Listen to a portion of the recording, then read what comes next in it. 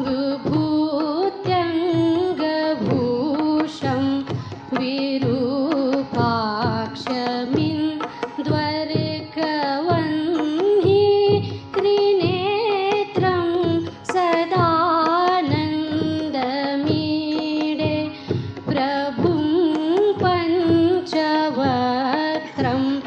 गिरीशं गणेशं गले नीलवर्ण गवेन्द्राधिरूढं गणातीतरूपं भवम्.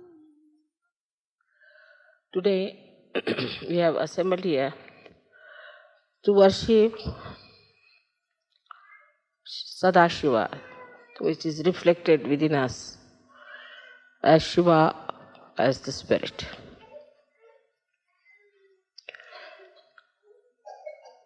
He is reflected in our heart.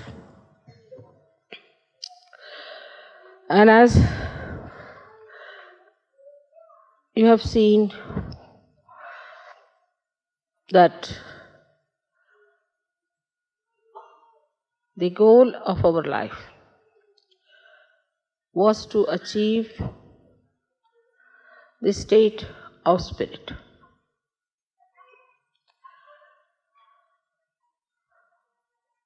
The other day I was reading some books how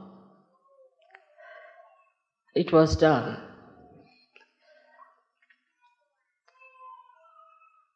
With self-realization, to know the spirit, and how people were tortured. First of all, they were asked to some or other deny, defy, and condemn their body. Now, if the body wants to have comfort, then it was said that first try to sleep on the carpet, not on the bed. Then still it's not enough. Then from the carpet you go to a mat. Still is not enough. Then from that you move down to the Mother Earth, sleep on the Mother Earth. Still, if the body is not all right, then you start sleeping on the stone. But still, Himalayas are far away because Shiva resides in Kailasha. So you go to Himalayas and sleep on the ice. This was the minimum requirement. Then it was said that you are fond of good food,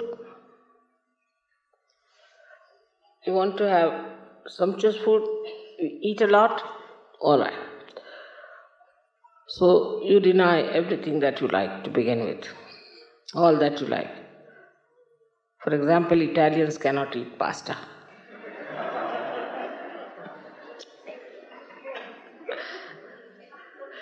Then deny that. But that's not sufficient. After that, you start eating things which are very bitter. As in the Zen system, they give you to eat something which is like quinine raised to power 108, absolutely bitter or absolutely sweet. So put your tongue into test. But still the stomach is there. So if you are eating too much, you fast for 1 day. That's not sufficient. Then fast for 7 days. Then for 40 days. A month has got to be 30 days. To fast for 40 days means you are already finished. That's how if you have to do your penance for nirvana. As it is, you get a nirvana because you are finished and dead, you see. Nothing is left out of you. Nothing but bones, and these bones then become nirvana. Ultimately, the death follows. So you are finished, and there is nirvana, no doubt about it. Then you don't live in a house, because house is comfort. Give up your wife, give up your children, give up everyone. Now wear only one something like a cloth tied round,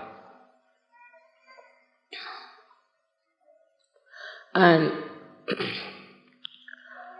go and ask for alms from people.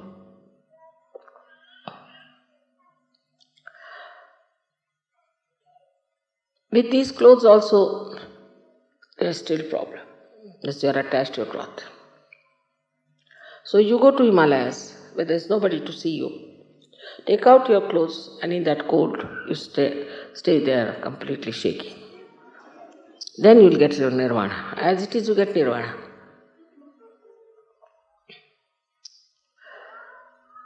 All such conditions were put as to destroy the demands of your body to begin with. You tell your body, no, nothing doing. You better work out your nirvana. The second thing was to destroy your mind, which takes you to senses, to things of joy. Supposing you want to have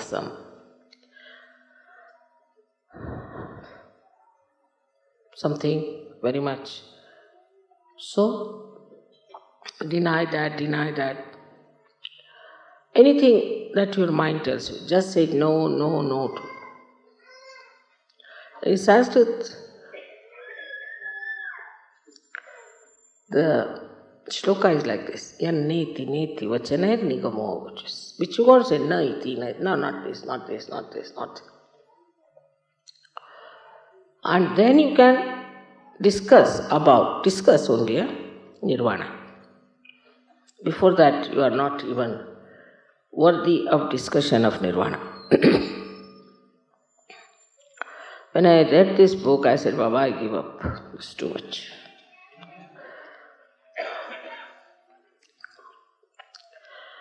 But in Sahaja Yoga, it's the other way around. Like building first, the pinnacle of the building, and then the foundation. Opening your Sahasrara was the first thing was achieved. And then, in the light of the Sahasrara, you have to watch yourself and see for yourself. Gradually, the introspection was a better thing. Through vibrations,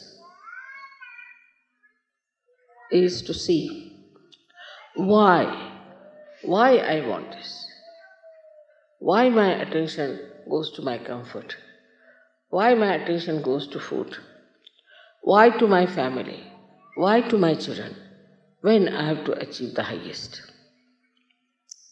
So you start introspecting yourself. Then you know on your vibrations also, there's something wrong with you.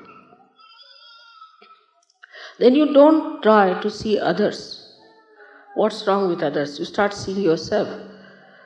Because it's your own ascent you have to achieve. But in the olden times, all these things were done individually. Like a one person who starts the path of nirvana, he used to go into ekant, means into lonely places. Stay away from people, avoid them, have nothing to do, and achieve this ascent self-realization only for himself. It was not for others. Then this gentleman became absolutely exclusive. He wouldn't talk to anyone, he wouldn't meet anybody, and he would sit somewhere on top of a remote mountain. Anybody who tried to meet him, he would throw stones or say all kinds of horrible things and never meet that person.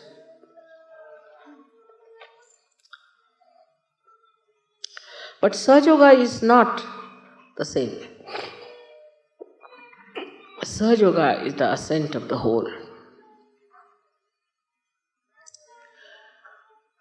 This kind of singular achievements did not lead people anywhere.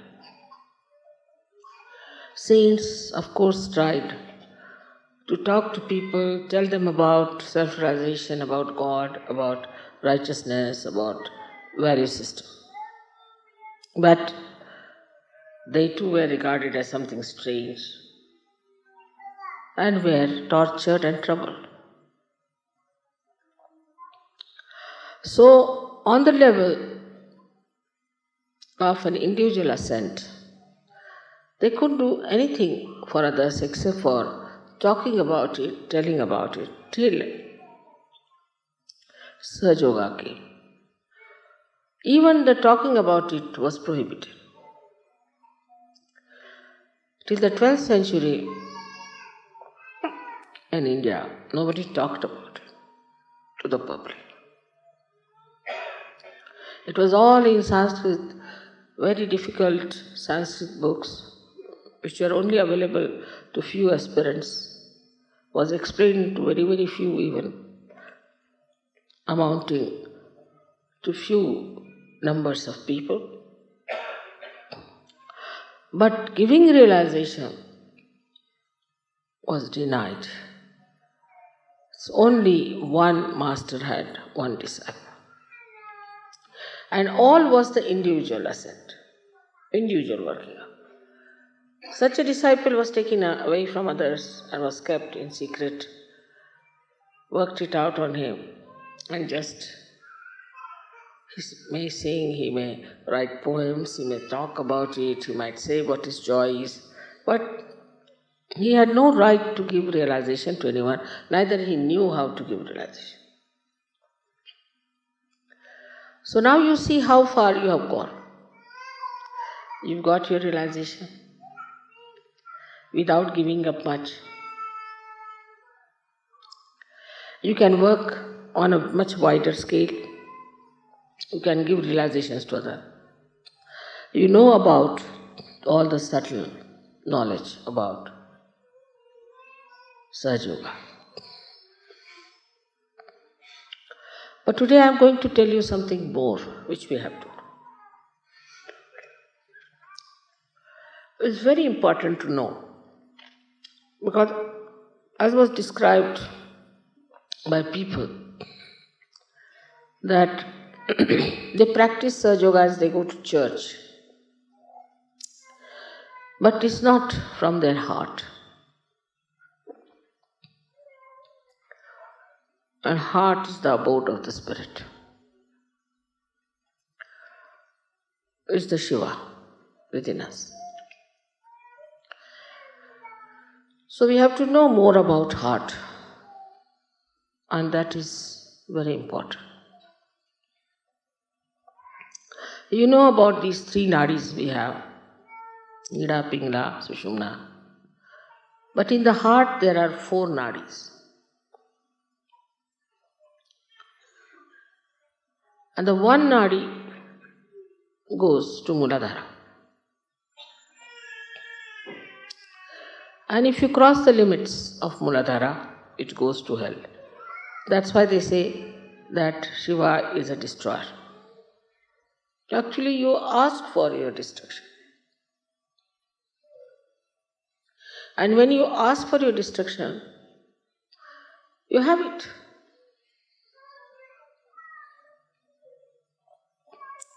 Even if it destroys anything, as I was telling, it's like when a fruit has to come, the petals look as if they are destroyed. As I have destroyed, I would say, many of your things, you can call it like your conditionings, your ego, your racialism, your fanaticism, all this has been destroyed in Sajama. This has to be destroyed for the beauty to come out. So when your maryadas cross beyond certain point, you go to your destruction. In 4 directions there are destructions built, as there are 4 nadis. So now what is to be done? How are we to stop this destruction of through the first nadi going to hell? One of the qualities of Shiva is that his innocence. He is extremely innocent. He is innocent like a child. His innocence personified. So, we have to put our carnal desires, dissolve them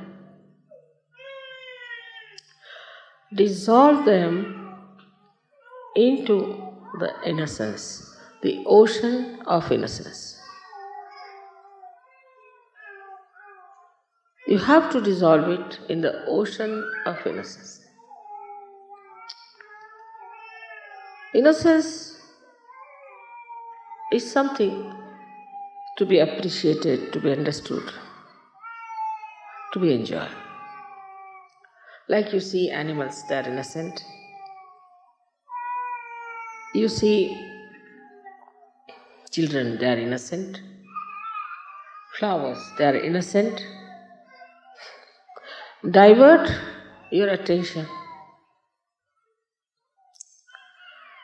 to all these things.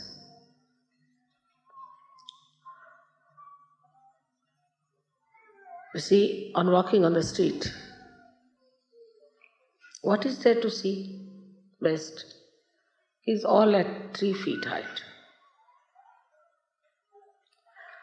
You see at 3 feet height all the flowers, all the beautiful grass, all the children who are about 3 feet are the best. We need not see people who are above that. Just see on 3 feet level.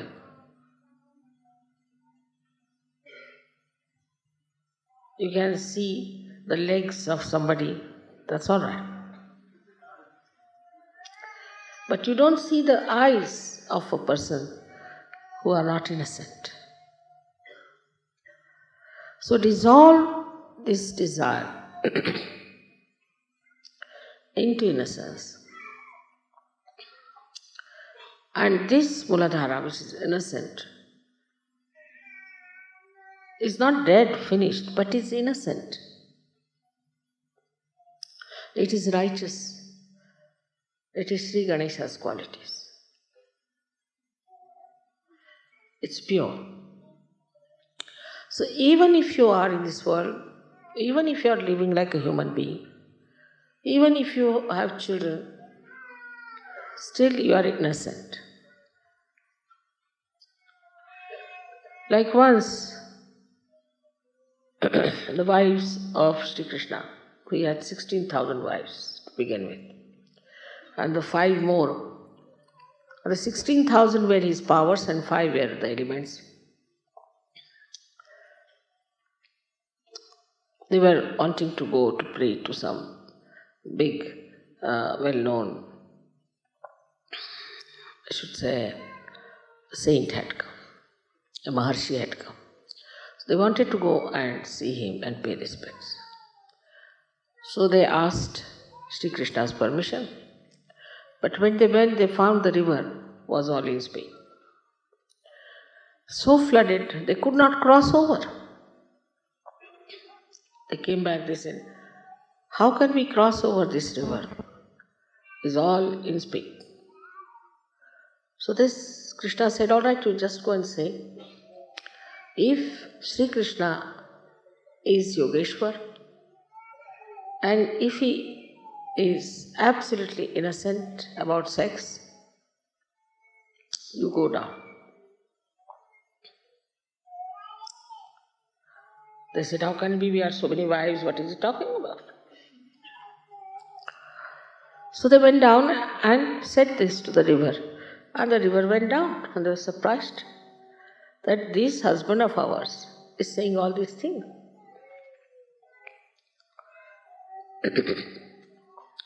They went across and worshipped that Rishi, and they were coming back again. The river was in floods.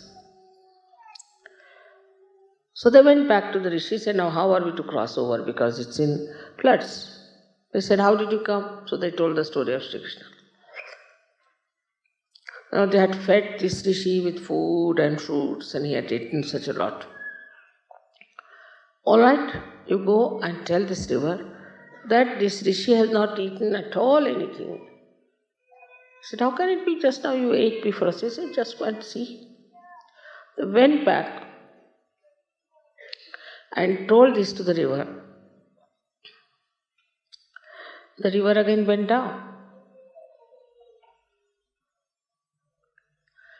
So to live in this world, to be a wife or to be a husband, to be married, whatever it is,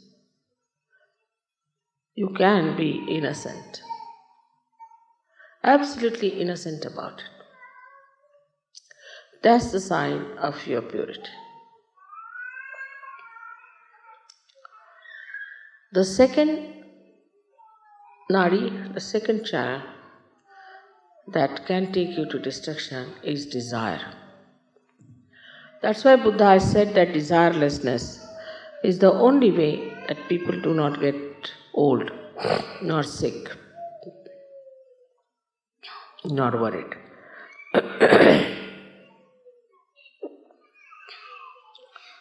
Now this desire that we have, I want this, the West is much more than anywhere else. Because the entrepreneurs are every day producing new things. Say for example, a hairdress. So the women want to buy this wig or that wig. It's my desire. I must have this wig to put on my head. The another one says, all right, I must have this one. And the desire for men is, oh, if he is having a Rolls Royce, why shouldn't I have one? They cannot enjoy somebody else's Rolls Royce. It should be your own, that I should have the possession. Desires can be of any kind, not only material. The desires could be also quite mental.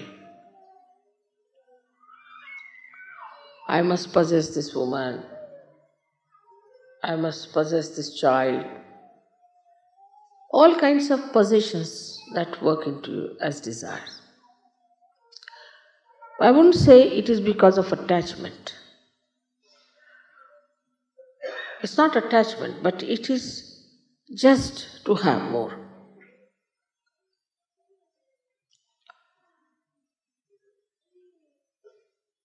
Go on adding up things, getting things. Still, one doesn't feel happy and satisfied. What is the reason for this kind of a desire? Is that it's not pure desire. It's an impure desire. It's an impure desire. And when such a desire starts working, you can go any far. Like Saddam Hussein, like Hitler, like anything is nothing but absolutely desire beyond any limitations. You want to dominate others. Is also another desire.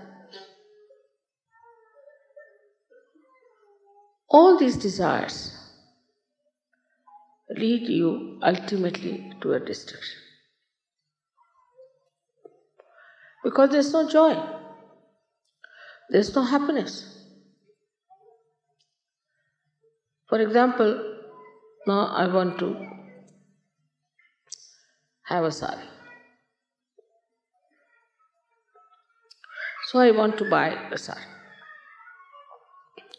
All my attention will be how will I get that sari, I must get that sari, this thing, that thing. The attention becomes polluted, disturbed. For a nonsensical thing like a sari, the attention which has to enjoy the spirit, which has to nourish the spirit, becomes disturbed because of desires. In the first place, the attention is disturbed because we are not innocent. In the second place, the attention gets into turmoil because we have desire.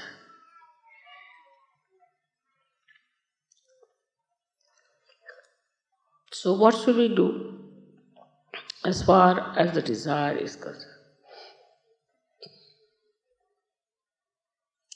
Desire for beautiful things. We can shift our desire, material desire, into aesthetics. I'll have one thing but which is really aesthetically rich. Because that's the quality of Shiva, that he gives aesthetics to everything. Now supposing this looks very plain, simple and you may say that mechanical. But if it was Shiva's job, he would have done something beautiful about it. So the quality of Shiva is that he beautifies everything that is created by Brahmadeva, evolved by Vishnu. He is the one who does the subtle work of creating aesthetics. You see my photographs many a times with so many lights, this, that. It's all his job. He's doing it. He throws lights in such a manner. He works out in such a manner. Just he wants to convince you about me. It's his job. So his job is to create aesthetics. Aesthetics of behavior. Aesthetics of poetry. Everything that is created is made beautiful, is joy-giving by Shiva. That's his quality. So whatever you desire, if you start working it out, desiring for something aesthetically handmade, nice thing,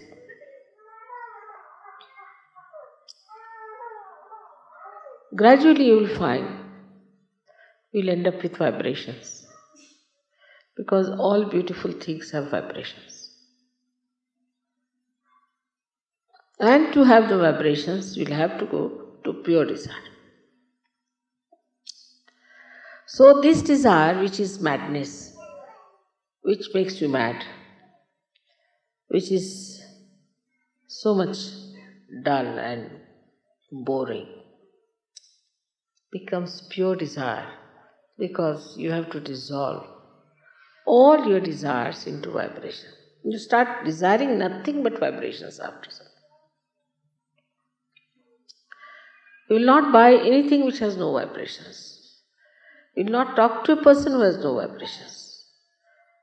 If somebody has vibrations, you will just run away.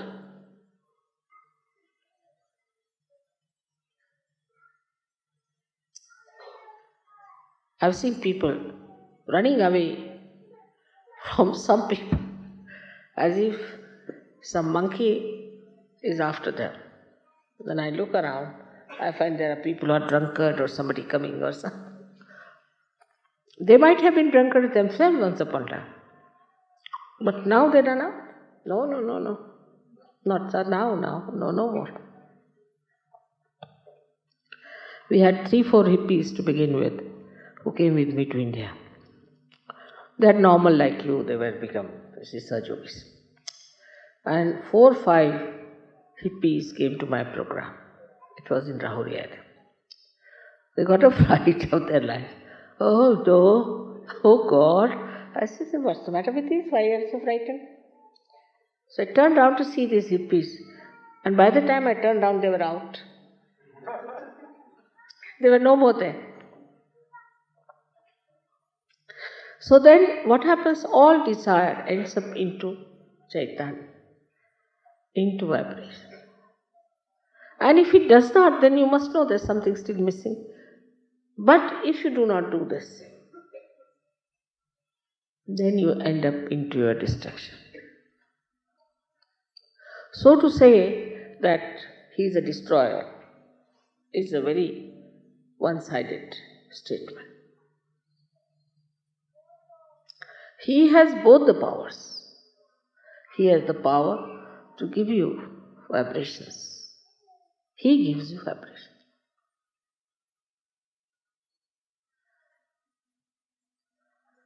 The goddess is the power, Shakti. But he makes the vibrations. It's like these are the fingers, alright. But if they tickle you, then it's Shiva.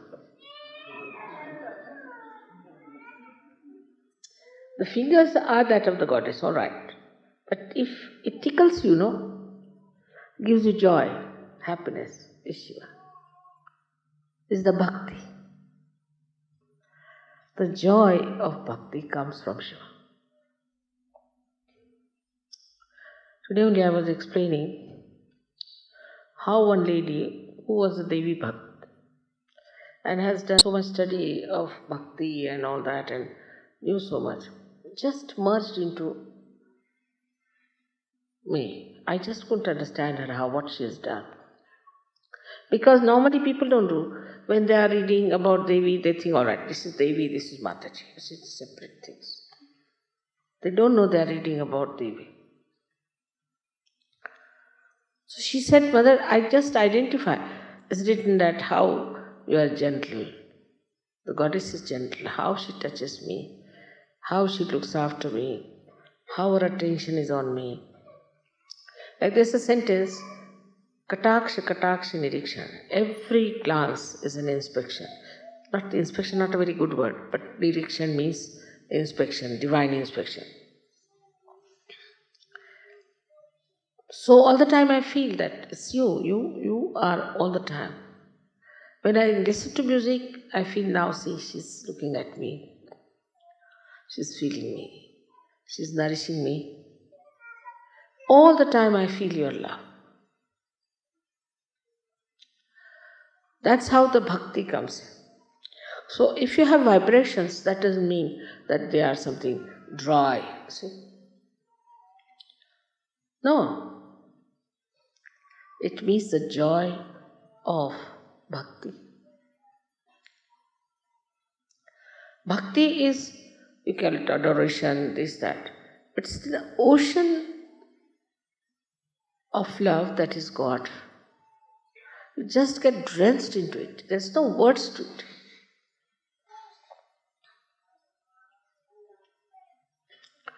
And that is what, when you feel, you must know that you have taken the spirit as a real connection between you and your mother or your father. There's no differentiation. You are one in that ocean. drenched in the ocean. You are the drop, you are the ocean. You are one in that bhakti. And that bhakti cannot be mechanical. Because not man-made. So to enjoy Sahaja Yoga, you must know that it's not dry vibrations only, but it's the bhakti. That is the joy of Shiva's quality of joy that he adds to our life. Everything seems to be surrounded, resounding, same thing, the joy. That I am loved so much by God, that God loves me, that I have a meaning in life, then the ego drops out, first of all. And also the conditionings drop out.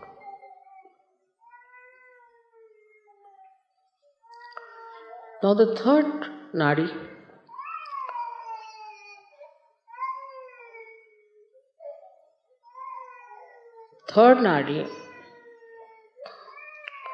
is the nadi by which we feel attached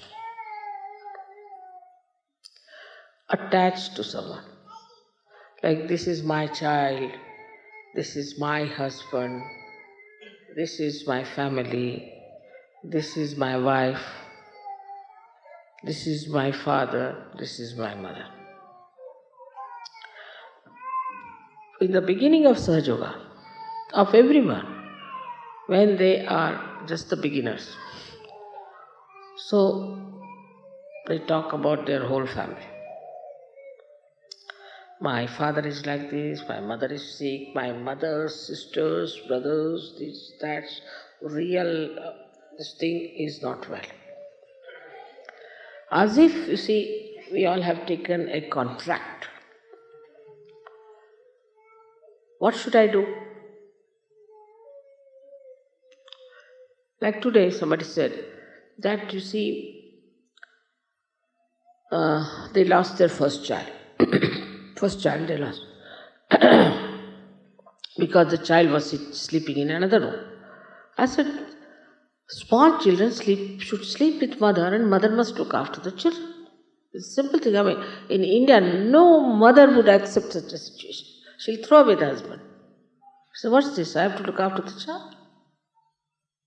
So I said, tell them that they should sleep with the child. So that they don't believe in it. It's all right. What can we do? Have we taken their contract that we should look after their children even when they don't want to listen to us? So the idea is all the time in the beginning is that, oh mother, I've been doing Sahaja Yoga for 1 month, but so far my financial condition has not improved. As if they are going to sue me for that. As if I've let them down. But they don't want to see that you have just now come to Sahaja Yoga. Or even if you have been in Sahaja Yoga for so many years, you have not been a Sahaja Yogi. Something missing, you don't deserve. Something wrong with you, not with Sahaja Yoga.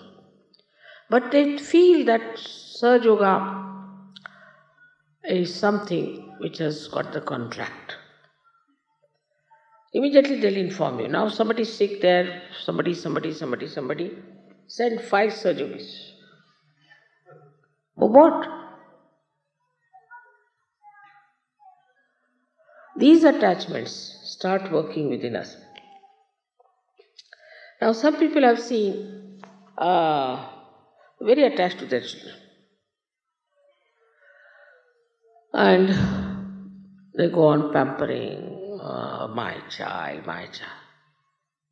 And suddenly they discover the child is a devil's child. The child starts answering back, saying all kinds of things, beating the parents, misbehaving, and then they suddenly discover that this is the child whom I have been looking after, giving so much love. And they feel even worse because I've done so much for my wife and she's treating me like this. I've done so much for my husband and he's treating me like this. Why do you do so much? There's no need. If you are doing it, you just do it and forget it. I never feel that way. I know of such yogis for whom I have worked very hard and they have gone down. Only thing, if I feel anything, God knows where will they jump? Where will they be in hell? What will happen to them? That's the only concern. Not the concern what has happened, because nothing can happen to me. But if they have been sinful, I just get worried about their future, about their lives. That's different. So this kind of attachment, that is, we call it in Sanskrit, is mamatva. This is mine, that's my child, my this thing, my that. Who are your relations are Sahajogis. Remember this. It's the sentence you must remember. My relations are Sahajogis only.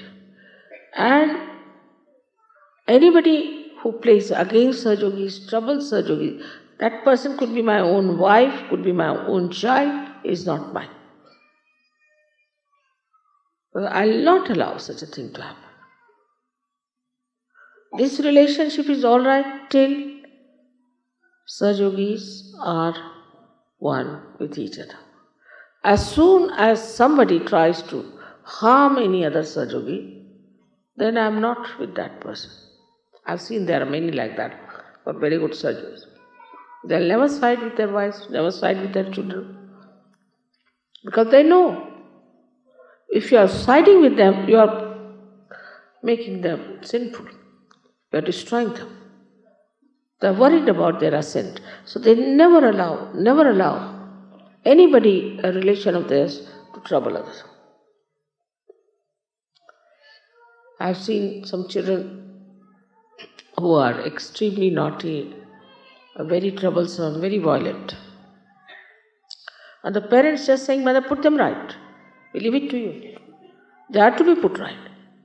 But others may say, oh, no, you see, my child, he cannot do such a thing.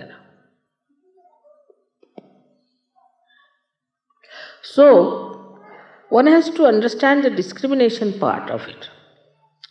That, why am I attached?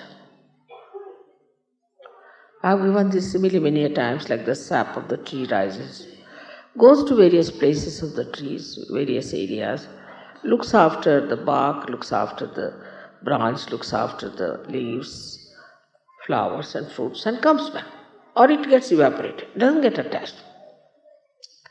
If it gets involved into one of them, the whole tree will die, and that part which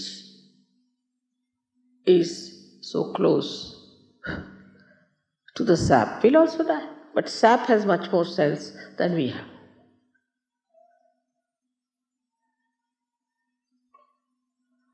To them, husband so important. I mean, so many problems of husbands, wives, this, that. My God, I sometimes think, what is this? That's why they used to say, take a sannyasa. So nobody can talk about wife, children, nothing. You have to be a sannyasi. First of all, be a sannyasi. So no headache to the guru. As soon as you start talking about any one religion of yours, the guru would say, all right, you get out. Nothing doing. No good. But in Sahaja Yoga has much deeper work to do. It has to penetrate into the society, into the political life, into economic life. You have to emancipate the whole world. Try to understand your responsibility. They are not only here for one ascetic ascent. No. How much wisdom you must have, how much love you must have, and how much discrimination you must have to understand that you are chosen for the emancipation of the whole world.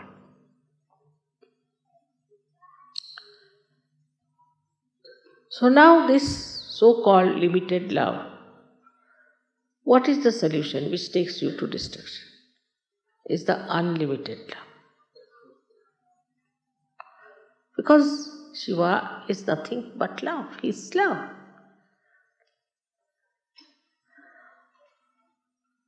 Love is that corrects, that nourishes, that wants your benevolence. That's what Shiva is. It wants your benevolence. It looks after your benevolence. So when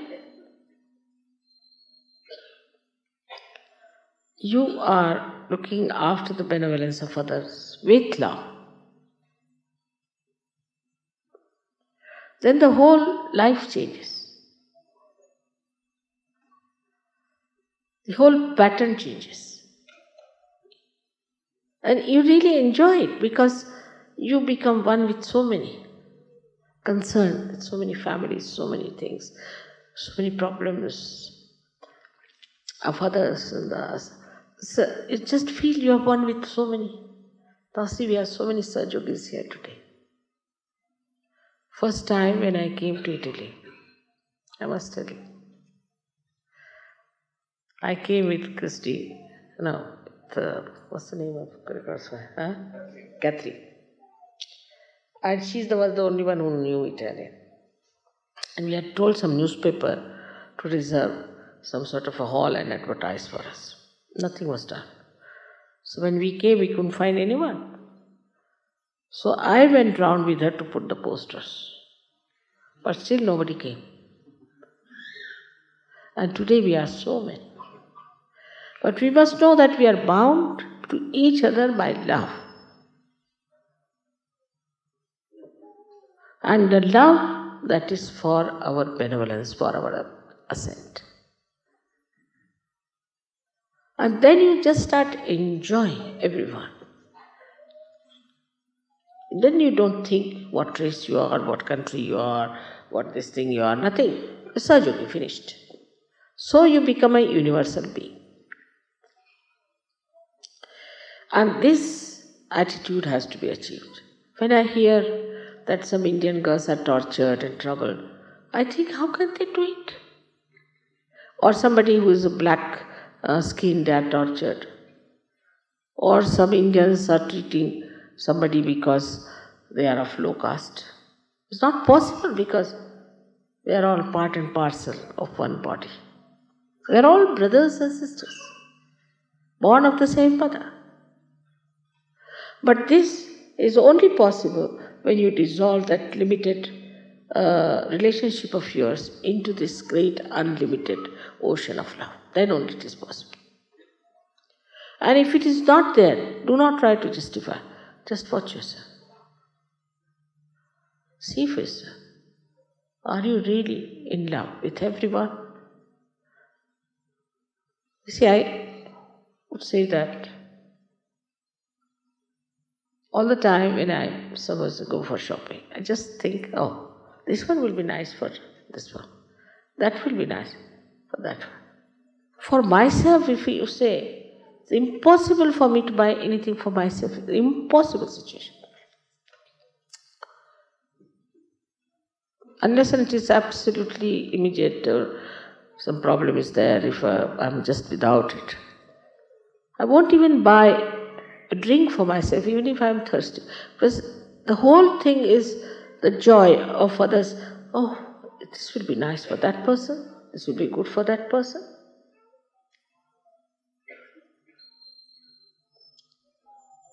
All this is the most enjoyable thing.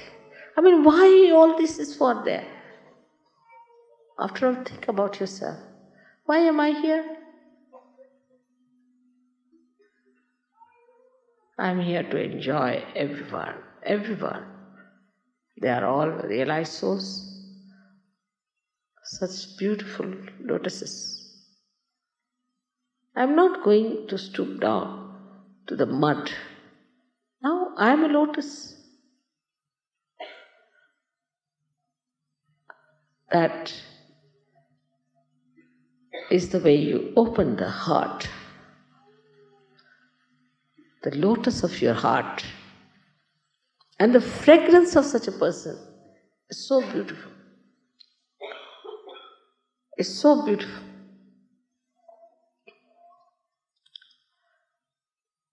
So you are no more divisive. You do not want to separate from each other. Anywhere is done, you are agreeable to that. You don't think that it should be done here or there, but anywhere, but should be. All of us together. So, the small attachments that are with you have to be dissolved into this ocean of love, which is Shiva.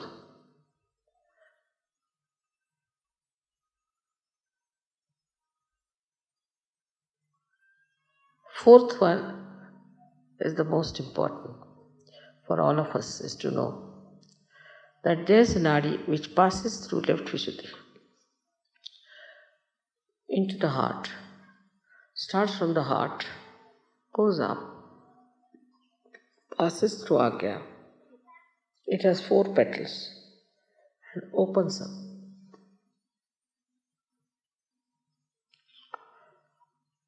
This is the one which gives you the state which is called as Turiya. We live in 3 states. In the awakened state, Jagruti, our attention goes to this, that, and all that. We spoil our attention. But the second one is the one, what we call, is that we sleep. When we sleep also, all these things that have happened come to us from our past and things like that. But then we go to the deeper sleep called as Sushupti. It's a state where you have deep sleep and you dream of something that is reality also.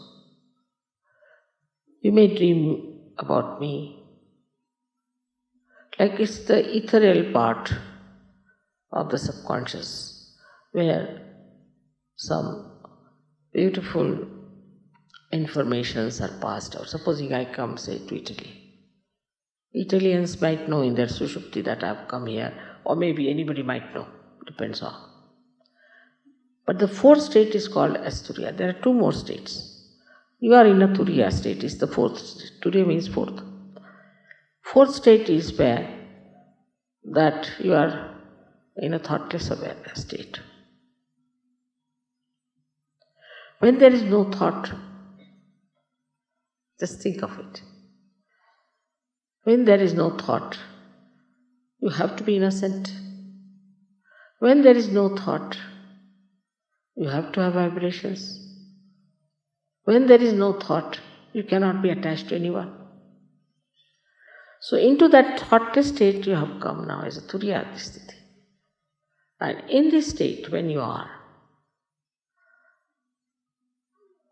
these 4 petals which are within you have to open out in your brain. They come from your heart to your brain.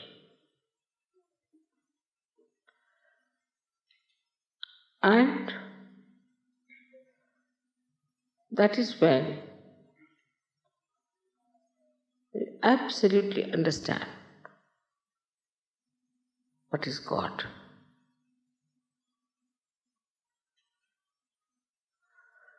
Absolutely know what is God is. That is the time when one receives the real knowledge.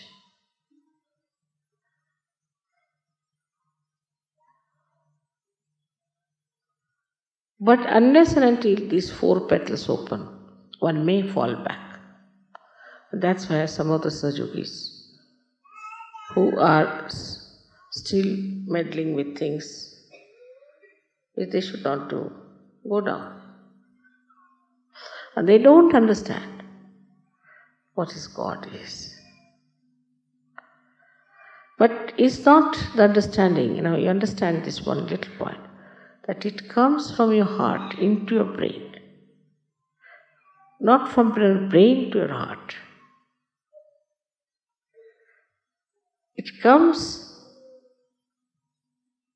as if the ambrosia of your bhakti covers your brain. Absolutely.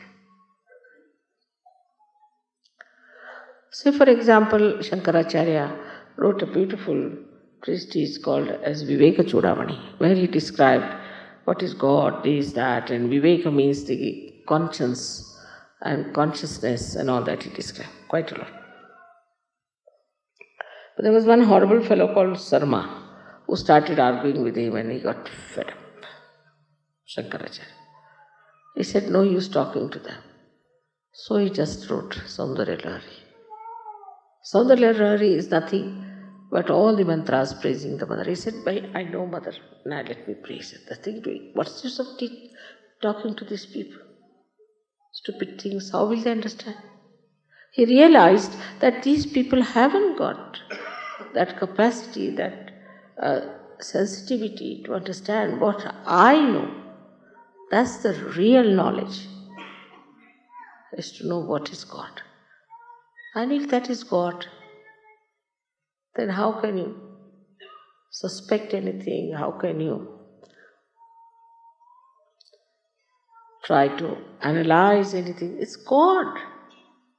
It's God Almighty, which knows everything, which does everything, which enjoys everything. That is the one we should say is the jnana, is the knowledge, is the true knowledge. The pure knowledge is not the knowledge of chakras, not the knowledge of vibrations, not the knowledge of Kundalini, but the knowledge of God Almighty. And the knowledge of God Almighty is not mental. Again I tell you, it starts from your heart and goes to your brain. Something that comes out of your experience of joy and covers your brain. So your brain cannot deny it anymore. Like sometimes when you have your mother, little mother, you know the love of your mother. So you cannot explain. It comes from your heart. And you say, no, that's my mother. She won't do like that. I know my mother very well. The knowledge about your mother, the one who has given you birth, mother may not be very good or whatever it is. But knowledge about God, that He is love, that He is truth, that He knows everything, that just become part and parcel of your being. Absolutely. And that's the time we say is the nirvana. So it's important, especially for the people of the West. Now open your hearts, because it starts from the heart, not from your brain.